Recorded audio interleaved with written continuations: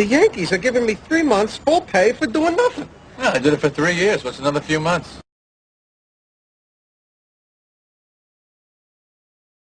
But the bottom line is they're telling him to stay home. They're paying him to stay home. And that's why, of course, we played that clip from Seinfeld where George was paid by the Yankees to stay home. And you noticed the symmetry with the Canadians there, Stefano. Yeah, George was with the Yankees for 3 years, as Scott Gomez was with the Canadians for 3 years. There you go. They paid him 3 years for doing nothing, so what's another few months? Now, obviously, this opens the door for somebody to make the team, a guy like Galchenyuk, maybe a Brendan Gallagher. Based on Gallagher's point total, I know he's with a team that's struggling. I'd like to see him maybe finish the year in Hamilton. He's an undersized guy. He's doing well right now, but I want to see how he holds up in professional hockey at that stature, at that size, versus grizzled guys who've been in the NHL or up-and-comers. Let him finish the year before they call him up. Maybe a last resort injury type towards the end of the season. If the Canadians are going to let somebody else make this club, I think they're going to give a guy like Dumo every chance for a day or two here in training camp.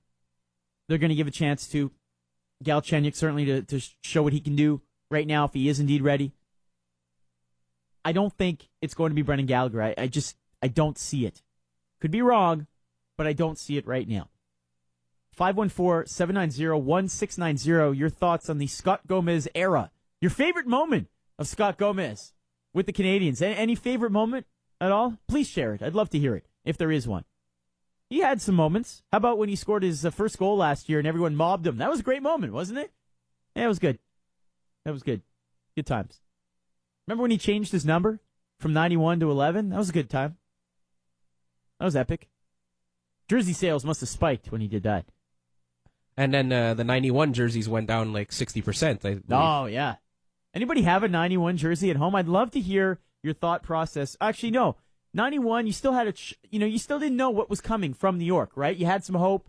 I don't blame you for having a 91 jersey. My question is, did you buy a number 11 Scott Gomez jersey? If you have that at home, please call in and explain to me why or how or what brought that about. Was it a gift? Was it 20% off or 50% off? Did you find it on the street?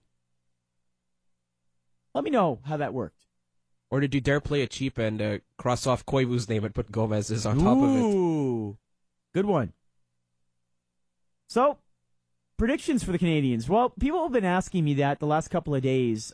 What do you think? What are you envisioning for this coming season for the Montreal Canadiens? And I'm predicting 9th place. That's my prediction right now. Montreal's defense, I don't know. Do you look at that defense right now and think playoffs? Do you think this is a team that's ready to engage in spring hockey? Andrei Markov didn't exactly rip it up in Russia.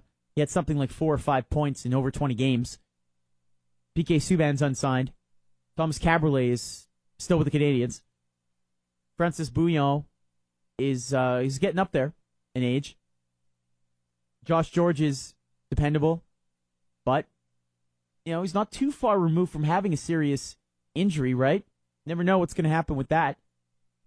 So Weber, Diaz, do they frighten opposing players? No, I would imagine those guys get targeted. When a power forward's coming down and they see George is on one side and Weber on the other, I think they're going to that right side. I will say that I'm anxious or excited to see what Yemelin can do this year on defense. He can improve and lay the hammer down even more so. But 9th place is my prediction right now. The other thing, too, is Carey Price hasn't pulled a Halak, if you know what I'm saying. He hasn't put the team on his back. He hasn't posted consecutive shutouts or, gotten NHL Player of the Month or, these kinds of elite top 5 goalie, Lundqvist type of honors. And if you don't have that type of goaltender and the rest of your team is unproven or so-so, then it's hard to say, no, they're going to make the playoffs. There are some pretty decent teams in the Eastern Conference right now. And if you look at a team like Buffalo, if Ryan Miller's on his game and Tyler Myers has a bounce-back year at the 6'7" defenseman, boy, it's hard to say that a team like that's going to be out of the playoffs. You throw in a Carolina now with the Stahl brothers, Maybe a bounce back year from Cam Ward. Kirk Muller, full year behind the bench for the Hurricanes. Hard to say the Canadiens will be better than them, although their defense, not so great either. After all, they got rid of Caberlet, right? Even look at the Tampa Bay Lightning, only 2 years removed from going to the Eastern Conference Final, and then making some changes this offseason, improving on defense, so maybe they're due to get back in the playoffs as well. That's an interesting point as well. And then everything kind of went perfect for the Desharnais, Cole, Pacioretty line, injury-free for the most part. Great years for all three of them. Is that going to happen again? Because if it doesn't, there's no chance the Canadiens do anything. So, going to be an interesting start to the year.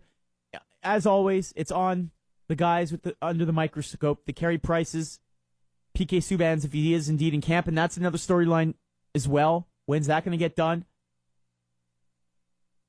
You also wonder about that second line. You for sure, I would think you would have Desharnais, Cole, and Pacioretty, but then you're wondering if Gionta could bounce back from the biceps injury he sustained. You wonder if Plekanec will do a lot better. Maybe he gets a full season with the same line mates, and whether Galchenyuk's on that second line or if Rene Bourque gets another chance.